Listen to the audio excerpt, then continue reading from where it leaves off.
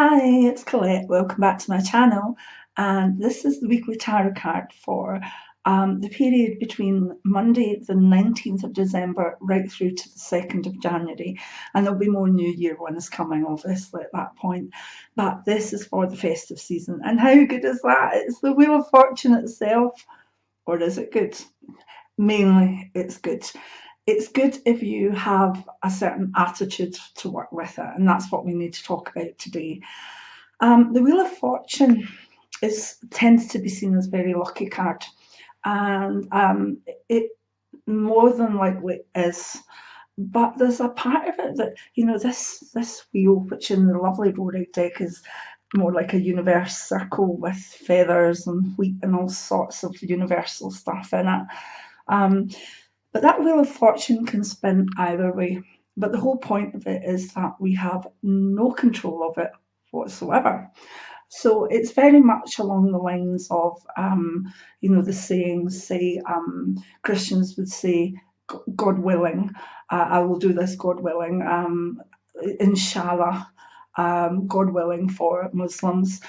And for pagans, it's very much like, if it is the will of the gods and goddesses. And it's very much, it's the will of the fates for you for the whole of the festive season. Now, although I'm Taurus, I'm cusp Gemini, the Taurian aspect likes to have a degree of control, but I've learned with age that if something's going to happen, it's going to happen. If it's fated, if it's destiny choice, then we can maneuver things, we can look at things, we can make different choices. But with the Wheel of Fortune, that's the fates in place for the whole of this 2 weeks. And basically what it's saying is go with the flow, because you're not in control and you're not meant to be. And what is lovely about this card is that it can bring some amazing surprises. If you just are sort of going along, by all means, make your plans, do your Christmas dinner, have your solstice gathering. But there could be some quirks of fate that just blow your mind away, to be honest. And that's the part of it I love. I also have such a respect for this card's influence, because sometimes it's nice just to say it'll be what it'll be. I can plan, I can try this, but it'll be what it'll be. And in doing that, you know what that can do? It can take a whole weight off your shoulders. It can make us feel, yeah, well, we've laid those plans and we've done our best, and everything's done as best as we can. But if fate wants something else to happen, then it'll happen. And one of the lessons of this card influence, the Wheel of Fortune, is acceptance of things that we cannot change.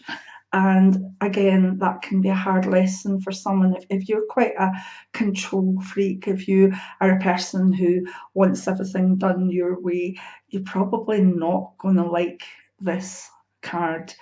And there's a few of you who know who I'm talking to here that want everything done their way, and everybody else has got to sort of fit in with them. And that's a silly way to be, especially when you've got the Wheel of Fortune card out for the festive period, because for sure it will give you a punch in the nose, and it'll probably be a funny punch in the nose as well. I've had some experience of this in my own life, which probably will go in my memoirs, but you have to be aware that things can go wrong, and things can go wrong funnily, and sometimes things go wrong and it's not so good. But for most of the time, things go right. And if you're an optimist, you'll love this card.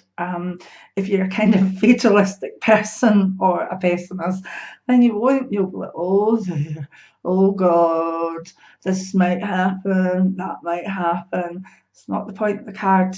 It's telling you to make your choices, go for them, but be aware that things could be changed out of your own control. You think of the amount of people, that try to even get home some Christmases, and the traffic, or like even like something happening with nature delays them. But sometimes the quirk of this card is that sometimes something that looks initially negative can be very, very, very positive. Um, and I do like that aspect of it. So even if you're thinking, oh my God, that person can't come on Christmas Day now, but they can come on Boxing Day. And you know what? Boxing Day might be when you're more at ease and have more energy to see people. Um, my festive season calendar is really looking quite busy, but I'm still quite flexible with it. If people have said, "Oh yes, I'll come," and maybe bring the baby or blah blah blah, but something happens that maybe people have bugs or whatever, then I'll know enough of the Wheel of Fortune card to say, you know what, hey, that's okay. We'll do it another time. Don't worry about it.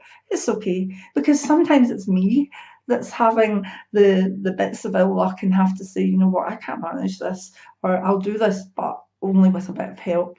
So please know that the Wheel of Fortune, it's not within your control. And let's look at it in 95% of the time it spins in your favour. But 5% it could go against you. But even those things that go against you for the festive season are not really there to be anything other than a lesson, and sometimes that lesson is acceptance. Okay.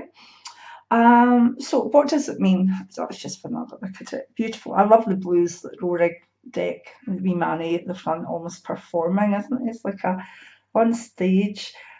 The visuals, oh, I'm going to get this right for you, camera focus. Yeah, the visuals in every Rohrig deck they're just phenomenal, and there's always writing and words. Most of it's in German, but you know, brilliant. Anyway, in particular, what does it mean? If we look at it from the vast sort of religious aspect of Christmas solstice, it's very much that this is a time that is theirs rather than ours. It's not a time of destiny choice. It's a time where really the higher beings, gods, there's so many festivals going on at this time of year. So I'm talking broadly about religious festivals at this time. It's very much a time of saying thank you and celebrating whatever your deity is. And as I say, that's wonderful.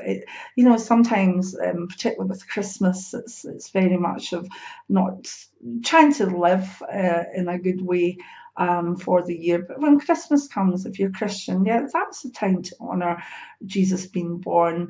If you're pagan, that's the time to really get the candles out for solstice. It's a time of taking ourselves out of the situation of day-to-day stuff, a lot of when we're making minute choices constantly, and say thank you and have fun and have a celebration and enjoy it. So in career, it just means, again, that there'll be a lot you're not in control of. If that means that you've to shut your desk with work still waiting to be done, then so be it. If you can't get through everything, maybe you're not meant to. Maybe you'll have a fresher mind when you come back to it after the time you have off. If we look at health, again, sometimes what will be. With all the best intentions in the world, you could, be getting yourself full of energy, ready for everything, and then you could get a bug, and you might not be able to eat Christmas dinner, and blah blah blah. So in that stage, it's like have the most fun you can in the circumstances. And also, I'll always go on, people like myself with autoimmune disease, people that have fibromyalgia, all sorts of conditions at Christmas and New Year, please do not overdo it. Overdoing it is no good to anyone, because the people that love you will look at you and say, God, they're not doing so well. Maybe we should leave early. Maybe we should do this. Maybe let's look after them. But they'll be worried about you.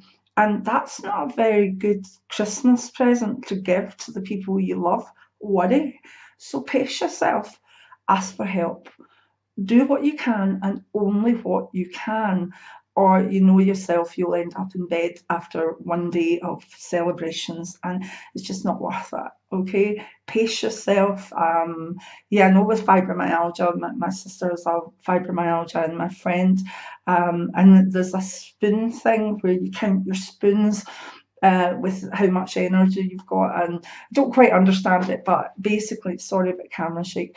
Basically, count your spoons and do what you have to with the spoons. But in health, it's again just accepting, the bigger picture. If there's chronic illness, if there's, maybe been a negative diagnosis in the family, it's about getting on with Christmas and New Year and celebrations while accepting what's going on in the background. And for many of you, and we'll go to love now. With love, again, it's one of those situations where the Wheel of Fortune will show you how much you love people. It will show you how much you don't like people, which is, fine for this time of year. My busiest time is January, where people are tearing their hair out because of things that have happened at Christmas and New Year. Basically, with love, the Wheel of Fortune will show us what we need to know, and that's the best thing to say about it. And many people find that they go into the new year just amazingly in love, because this has brought a chance connection with someone. It's brought a meeting space, it's brought hearts colliding. Other long-term relationships may find that they've lost that spark and they don't really want to continue anymore. And, listen to the Wheel of Fortune. If something's done, it's done. But the other side of it, unfortunately, Christmas, New Year, solstice, times of celebration are hard for people who have lost someone. And just, it can be awful hard. And I know, because of my very active Facebook page, and so many people that I know through that now, you're all amazing and you support me so much. And I know you're supporting me on YouTube now as well. But I know you so much, and I know that this year's been hard because there's been a lot of bereavements for a lot of people. And this Wheel of Fortune card just will show you that there's acceptance, that, you'll look at maybe an empty chair and be like, what can I do? There's nothing you can do. The only thing you can do is get through it. So please know that where love's concerned, this can bring a degree of acceptance, which is good. But my heart goes out to anyone who's been bereaved in the last year and before that too, because memories at Christmas go on and on. I had my daughter and I were putting the tree up a few days ago in the living room, and we had Christmas carols on, and Johnny Mathis, When a Child is Born, come on, and my dad loved that. Oh, here I go again. My dad loved that, and my dad loved it, and it was very precious to me. So now, when I hear it, I just, but you know what? I don't avoid it. Yesterday, the day before, was the first time that I had heard it this year, and I was wasted, still am. Now, my dad has been over 22 years, and my mum 20. And it's not that I don't miss my mum, I do, I miss her every day. But my dad kept Christmas well. He was the Christmas person. He was the midnight mass person. He was the person that he made Christmas for us, and we made Christmas for him. And that's just the way it was. And I remember that When a Child was Born was introduced to the carols at the church at midnight mass, and he sung along to it and he loved it, and that just a memory. Anyway, so I don't know why I put makeup on today. Anyway, festive season gets me like this all the time. So for love and for missing people we love, try and accept and try and work with the memories. And if that means that you're bubbling, that's my dad's word again. If you're bubbling your makeup off, even if you're a man, bubble your makeup off. If you're trying to get through it, just accept the situation. You know, people won't mind if you have a wee cry. If you are bereaved, if you've got memories, if you're divorced, if you've split up with someone, if there's a family feud, if you haven't talked to someone, this is a time for maybe acceptance. And if that means a few tears over the festive season, then let them go. Just let them go. So anyway, I'm going to take these away.